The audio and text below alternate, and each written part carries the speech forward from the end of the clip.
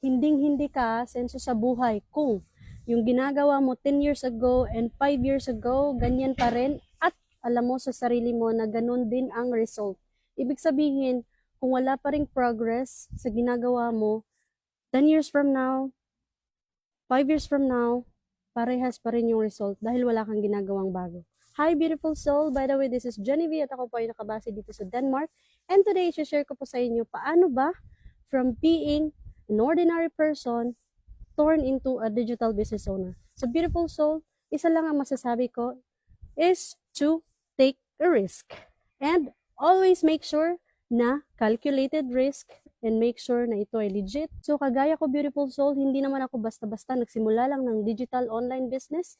Kagaya mo, marami din akong mga research na ginawa, mga tao na tinanong, mga professional na nagkaresulta na din. Sila yung mga nilapitan ko, tinanong ko, at of course, no, kailangan may physical evidence. And yes, beautiful soul, to tell you, itong napasukan ko na online business is standing still and running for almost 20 years now.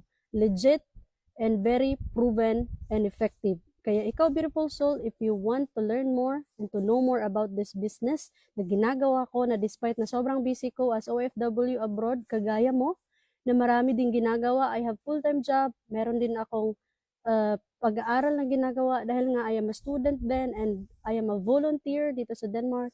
Marami din po akong extra activities, extra curriculum, pero nagawa ko pa rin yung online business dahil nga copy-paste system lang po ito.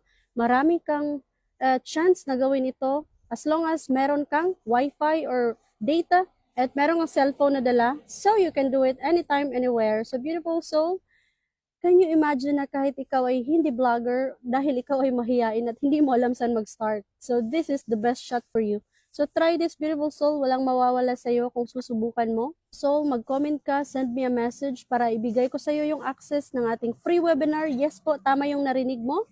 Free lang po ang webinar and you can decide after that. See you, beautiful soul!